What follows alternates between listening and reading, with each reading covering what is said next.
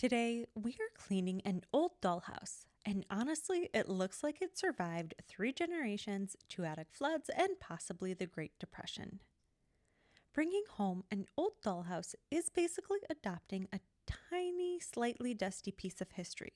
Whether you found it at a thrift store, inherited it, or scored it secondhand online, one thing is guaranteed: it needs a good clean. But before you go at it with harsh cleaners, pause. Dollhouses are delicate, often handmade, and surprisingly easy to damage. Too much water can warp the wood, ruin wallpaper, and strip paint.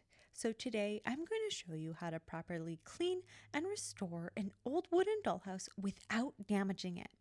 My name is Marie, and welcome to my channel, Notorious Crafts, where I share all things dollhouse miniatures and crafts. Here are some of the supplies that I am using today: Q-tips, electronic cleaning brushes, gloves, a microfiber towel, warm water, and dish soap. I'm going to use some compressed air to remove dust in hard to reach areas. It's important to make sure the compressed air is residue and moisture free so that you don't ruin your dollhouse. Keep your pets away during the cleaning process so that they do not breathe in any old dust. It can make them sick. Step 1: Dust removal. This dollhouse has enough dust to qualify as vintage seasoning. Before you start vacuuming, remove any loose pieces and place them in a plastic bag or container to save for later. This old dollhouse came with some books and a mirror. I'm also removing the rug and some loose wood pieces. I may end up reusing some of these items in the full rebuild. I do really like the color of this dollhouse, but I think I'm going to give it a full makeover. For removing dust, I'm starting at the top of the house and working my way down because gravity enjoys creating problems. I changed the attachment on my vacuum to a smaller one, and then I'm carefully vacuuming the surface. Since my plan is to do a full dollhouse makeover, my next step is to remove all the wallpaper, flooring, and carpet. Now, this part requires patience. I'm carefully peeling everything off. I'm very lucky that the flooring and wallpaper are coming off in one piece. The adhesive the previous owner used is not that strong, which is why the wallpaper was already falling off when I got it. It does make my job easier, but whatever adhesive or glue they use does not last a long time. If you have a wallpaper that doesn't want to come off or is coming off in really small pieces, then you will need to use a different method. Lightly dampen the wallpaper with a barely wet sponge and let it loosen slowly, and then you could scrub it off. I do have some flooring that doesn't want to come off easily, so I'm using an X-Acto knife to gently lift the corner of the flooring, and then I can peel off the rest. I use the X-Acto knife to help peel off some of the wallpaper in hard-to-reach areas. The wallpaper on the top floor came off like butter. I did really like this wallpaper. It had a really pretty floral pattern. I was thinking about keeping it, but all of the wallpaper had some sort of a glue residue, and I'm just not sure how old it is or if it was toxic, so unfortunately I won't be keeping any of the wallpaper. Next, I'm removing the carpet. This is probably where the musty odors are hiding, so I need it gone. For carpet removal, I'm gently pulling it off. I see that they used two-sided tape to adhere this carpet. Unfortunately, this tape is pulling off some of the wood flooring base with it, so I need to be very gentle. We do not want to yank it like we're starting a lawnmower. You can see where I tried to pull it off fast, a lot more of the wood came off. So with this, slow and steady wins the race.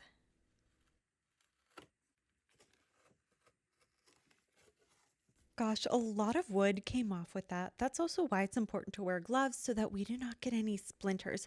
I'll probably need to do a vacuuming once I'm done removing all of the carpet and wallpaper. I have one more room to remove some of the carpet. I'm not sure if this double-sided tape adhesive is a good long-term solution for carpet or flooring. It caused a lot of damage to my base floor. I will be adding flooring on top of this, so I'm not too worried about that. The adhesive is leaving some residue on the base floor. I will have to sand that off later. Now with the flooring gone, I need to finish removing the rest of the wallpaper in the entire dollhouse. I'm thinking about turning this dollhouse into a spooky, haunted dollhouse. Let me know if you have any other ideas for a makeover. Removing the carpet caused a lot of debris and small wood pieces, so I'm just going through with my vacuum one more time. I took my dollhouse outside for the next step of sanding. After I removed the old wallpaper, flooring, and carpet, there was a lot of adhesive residue left behind. I plan on repainting the walls and adding new flooring. I do not want to paint over old adhesive. It can have a bad reaction with paint and can cause it to bubble. Or if I add new glue on top of the old glue, it can have a bad chemical reaction. So I'm using sandpaper to sand away the old adhesive. Wear a mask to cover your mouth and nose. And wear eye protection during this part. Work outside or in a well-ventilated area. Old adhesive can have chemicals that are now banned. I worked outside because I have pets and do not want them breathing in the sanding dust. I used 400 grit sandpaper. I wanted something nice and gentle and not too abrasive when sanding this dollhouse.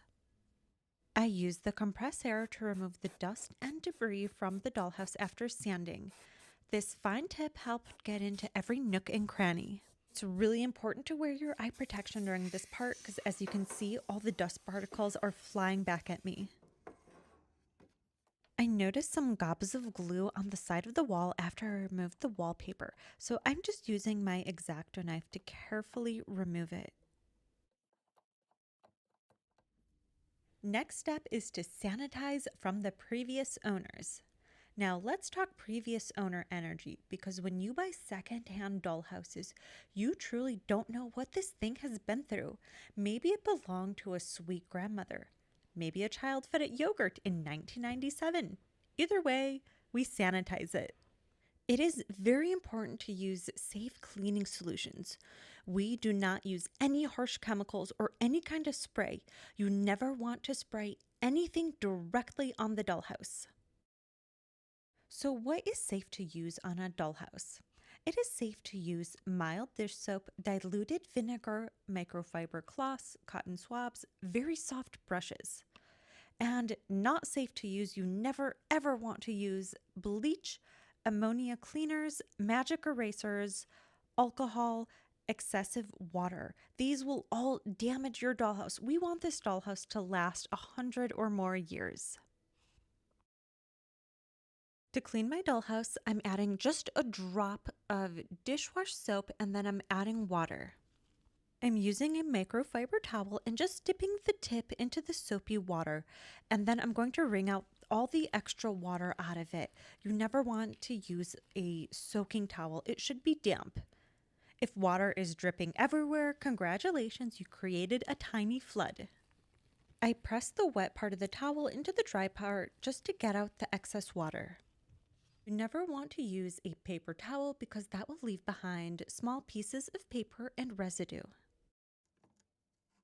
Now I'm using the moist microfiber cloth and I'm starting in small sections to clean the outside of the dollhouse. I'm removing years of dust and debris from this dollhouse.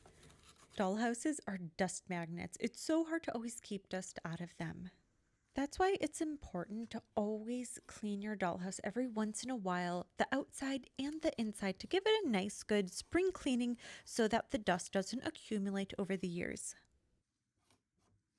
For the small and hard to reach areas, I'm using my Q-tip and dipping it in the soapy water and then removing the excess water onto a paper towel and then going into those tiny areas.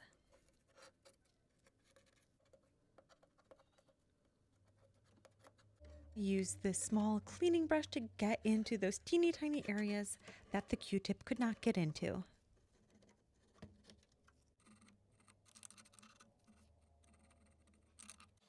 I'm cleaning the inside of the dollhouse using the microfiber towel.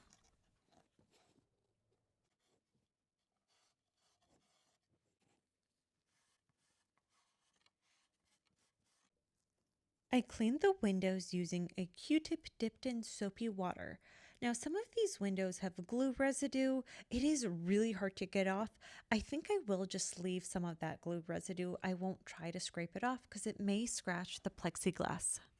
Now, let's talk about bad odors. Every dollhouse has a scent category: grandma attic, antique store, basement mystery, or why does this smell vaguely like crayons? There are a few methods that you can use to remove bad odors, and you can try all of them. Number one is baking soda bowls. Pour some baking soda into some small bowls and leave them in the rooms of the dollhouse. You can leave them for a few days or a few weeks. You can place the dollhouse outside to get some fresh air, and you want to make sure it's in indirect sunlight, never direct. I've also heard that activated charcoal packs work great, as well as cotton balls with essential oils. Do not ever spray perfume or air freshener directly inside. And now my dollhouse is squeaky clean and sanitized. From dusty attic survivor to adorable miniature dream home, it's ready for its full renovation. I was debating if I keep the dollhouse paint as is. I really love the colors, and I know the previous owner spent a lot of time making it perfect. But there are a lot of gaps in the walls and floors. They just don't line up. And I decided that I'm going to keep some of these imperfections because it'll look perfect in a spooky haunted dollhouse. Subscribe to my channel so that you can see this full dollhouse transformation. And if you're restoring your own dollhouse right now, good luck. May your wallpaper peel easily and your tiny furniture survive the process. If you enjoyed this video, give it a thumbs up, subscribe to my channel, and let me know if you have any other ideas for this dollhouse down in the comments.